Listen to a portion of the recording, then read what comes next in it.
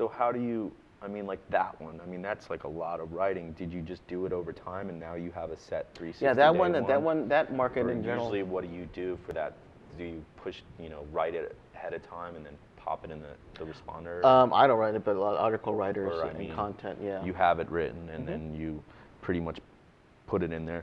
So you have even, I mean, you basically don't even do the email marketing anymore. I mean, is that written? I mean, do you have people that write it in the way, like, hey, this has to be built like, or said like this, and then eventually it has to be, it's kind of, promotions on email is kind of like a quick sales page sometimes. You want to have, you have to try to get them to act. I mean, so you have someone that writes emails like that, or? Yeah, I think the email, if you do like a broadcast email, it's like your ATM. So anytime you want to cash in the bank, you can just broadcast. Yep. But otherwise, they're on that series of learning content, whatever you want to. Right. Then at one point, hey, I need a quick 50 grand or whatever it might be. You push out a broadcast, and next thing 50 grand depends on how many people you have on your list, and and what the product is. So what are some of your bigger list sizes for these niches, and does it really matter, or? Yeah, it does. Size doesn't matter in email. Deliverability is one issue that we're always struggle with email, and you just want to give them as much information as you can, build their credibility, and then give them what they want and create a good product that you can be proud of, and then you can offer to them. Let's go back to before you were able to outsource all this stuff, and you were able to have so many niche lists. How were you able to build up to and decided? And I mean, like you started off with the doctor stuff. How did you decide that, hey, I can go into all these other niches and build lists and do the whole, the series of stuff that we need to do to make money off those niches?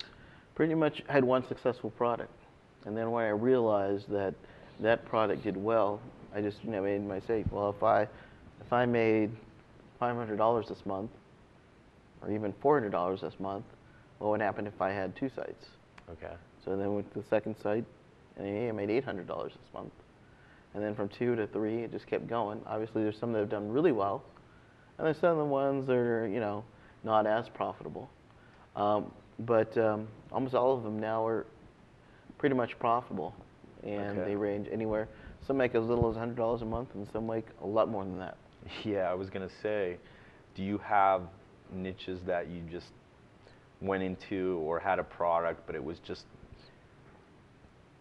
what do you keep? I mean, do you clip any of them out if they're not really performing that well? Yeah, or do you take a little time on trying to fix it and make it profitable, or do you just clip them quick and just say, oh, I don't need to do that? I always look, every month I look in to see all my products, to see what they do. I have a nothing fancy, an Excel spreadsheet. Basically it tells me which ones are profitable, and I list them from most profitable and the least profitable. Then I look at the ones where they're the least profitable, or if they've lost money, I take off the ones that lost money, and they say I'll go back to doing it, what I need to do to tweak it to make it profitable. Okay. And so there's actually sites, that, how do you mean lost money?